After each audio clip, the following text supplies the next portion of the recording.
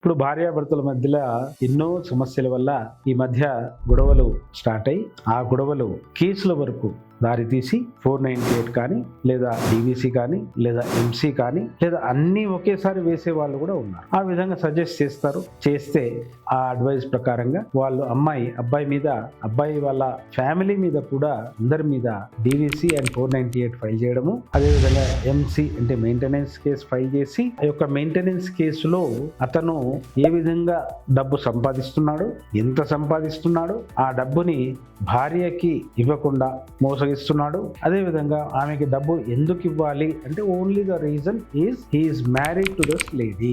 ఆ మ్యారేజ్ అయినందుకు అది ఎన్ని నెలల్లో, ఎన్ని రోజులు, ఎన్ని సంవత్సరాలు ఉన్నా పర్వాలేదు, ఆమె ఇష్టపూర్వకంగా ఆమె పోయినా భర్తని వదిలేసి వెళ్ళింది అని భర్త ఎంత మొత్తుకున్నా ఎవరు వినే నాథుడు ఉండడు. కానీ భార్య కదా, నువ్వు భార్యకి మెయింటెనెన్స్ ఇవ్వాల్సిందే కదా అని అందరు లాయర్లు, పోలీసులు అదే మాట మాట్లాడు. కానీ ఎప్పుడైతే ఈ 498A కేసు అంటే 498A అనగానే అది డౌరీ అడిగాడు, అందుకని 498A వేశారు అని అంటారు. ఓకే, డౌరీ అడిగాడు అన్నారు.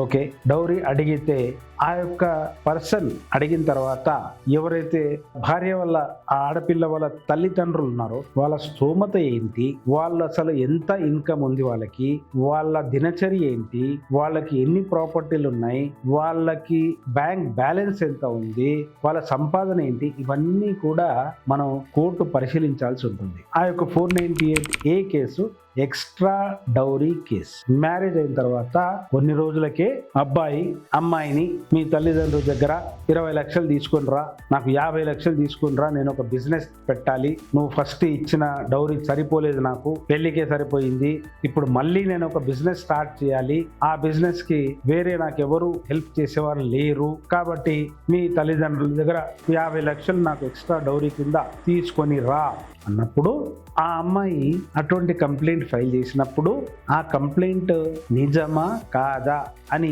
ఎవ్వరూ పరిశీలించే వాళ్ళు ఉండరు. అంటే ముందు ఎఫ్ఐఆర్ అయిపోతుంది.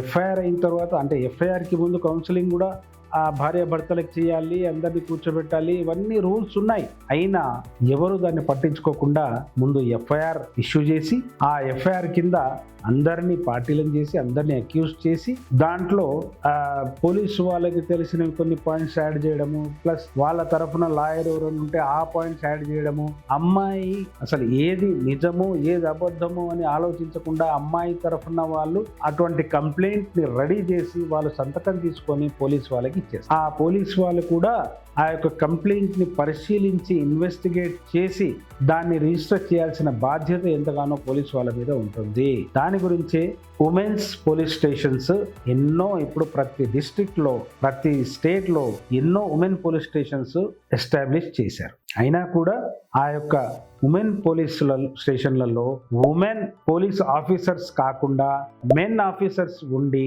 ఉమెన్ కానిస్టేబుల్స్ కూడా లేకుండా మెన్ కానిస్టేబుల్స్ ఉండి ఈ యొక్క పవర్ ని, ఈ యొక్క ఏదైతే ఎవరి అనుకూలం గురించి ఉమెన్ పోలీస్ స్టేషన్లు ఎస్టాబ్లిష్ అయినాయో దానికి అర్థం లేకుండా చేస్తున్నారు. చేసి అమ్మాయి ఏ విధంగానైతే రాసి కంప్లైంట్ ఇచ్చిందో దాని మీద ఎఫ్ఐఆర్ రిజిస్టర్ చేసి మరి ఆ కోర్టుకి సమర్పించడం జరుగుతుంది. తర్వాత ఇప్పుడు ఒకవేళ అది నిజమా అబద్ధమా అని తీరాల్సింది కోర్టులోనే కదా, కోర్టే కదా చేయాల్సింది. ఇప్పుడు పోలీస్ స్టేషన్ వాళ్ళు ఎటువంటి ఇన్వెస్టిగేషన్ చేయలేదు, ఎటువంటి విట్నెస్లని, ఇండిపెండెంట్ విట్నెస్లని ప్రొడ్యూస్ చేయకుండా ఛార్జ్ షీట్ ఫైల్ చేశారు. ఆ ఎఫ్ఐఆర్ లో ఉన్న కంటెంట్స్ ని ఛార్జ్ షీట్ లో కాపీ పేస్ట్ చేస్తూ ఆ యొక్క విట్నెస్లను కూడా అమ్మాయి తరఫు బంధువులను లేక వాళ్ళ చుట్టాలను, వాళ్ళ ఫ్రెండ్స్ ను వాళ్ళని పెట్టేసి ఆ స్టేట్మెంట్స్ కూడా వీళ్ళే క్రియేట్ చేసి 161 స్టేట్మెంట్ అందులో ఫైల్ చేసేసి వాళ్ళ చేతులు దులుపుకుంటున్నారు. అప్పుడు అందులో కేసు నిలబడే ఛాన్సే లేదు, నో ఛాన్స్. కానీ ఈ యొక్క పీపీ గారు, పబ్లిక్ ప్రాసిక్యూటర్ గారు దాన్ని నడిపిన తర్వాత అది ఫాల్స్ కేస్ అని తేలుతుంది. అప్పుడు అదే విధంగా దాంట్లో డివిసి కూడా ఫైల్ అవుతుంది కదా, డివిసి అయి ఉంది కదా. ఆ డివిసి అంటే domestic violence case. Domestic violence కేసులో ఇవే కంటెంట్స్ ని కాపీ పేస్ట్ చేసి డొమెస్టిక్ వైలెన్స్ కేసు కూడా ఫైల్ చేస్తారు. దాంట్లో కూడా పోలీసు వాళ్ళు కౌన్సిలింగ్ అనేది ఇవ్వాలి. ఆ కౌన్సిలింగ్ ప్రొసీడింగ్స్ ఏ చార్జ్ షీట్ లో కూడా నేను చూడలేదు. ఆ యొక్క ప్రొసీడింగ్ అనేది, ఆ కౌన్సిలింగ్ ప్రొసీడింగ్ 1, 2, 3 సార్లు కౌన్సిలింగ్ చేయాల్సిన అవసరం ఎంతగానో ఉంది. ఎందుకంటే అమ్మాయి అబ్బాయి రిలేషన్ ఆ యొక్క పోలీస్ కేసుతో ఆధారపడి, ఆ పోలీస్ కేసు పెట్టినందుకు వాళ్ళ జీవితాలు నాశనం అయ్యే ఛాన్స్ ఎంతగానో. ఒకవేళ వాళ్ళకి పిల్లలు ఉన్నారనుకుందాం, ఆ పిల్లల లైఫ్ పాడవుతుంది, అదే విధంగా అమ్మాయి లైఫ్ పాడవుతుంది. అబ్బాయి కూడా నేను దీన్ని వదిలేసుకుంటే నేను సుఖంగా ఉండొచ్చు అనుకుంటాడు, కానీ భార్య లేకుండా ఎవడు సుఖంగా ఉండలేడు. అందుకే ఇప్పుడు భార్య ఫాల్స్ కేసు పెట్టిందా లేక భర్త ఉసిగొల్పినందుకు ఆ కేసు రిజిస్టర్ అయిందా, ఈ విషయాలు పరిశీలించాలి.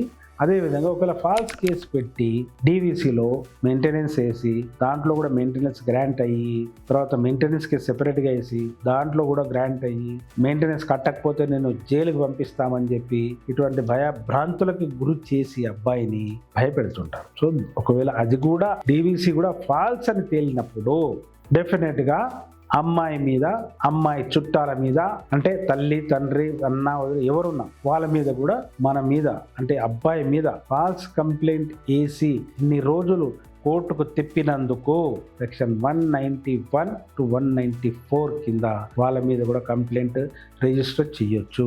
అదేవిధంగా 498Aలో బీవీసీలో జడ్జ్మెంట్ వచ్చేసింది, వచ్చిన తర్వాత కూడా వాళ్ళు డిఫమేషన్ సూట్ కూడా వేయొచ్చు.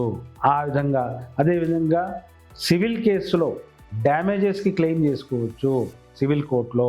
ఇవన్నీ కూడా డెఫినెట్గా చేయొచ్చు, చేసే ఆస్కారం ఉంది.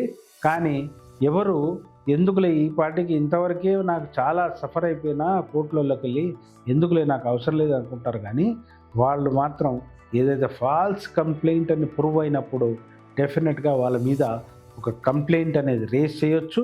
ఆ యొక్క కంప్లైంట్ తర్వాత అది ప్రూవ్ చేయగలిగితే, ప్రూవ్ ఆల్రెడీ అయిపోయింది 498Aలో అది ఫాల్స్ కేసు అని తేలింది కాబట్టి వాళ్ళ మీద అలిగేషన్ డెఫినెట్లీ ప్రూవ్ అవుతుంది. ఆ విధంగా చేయొచ్చు.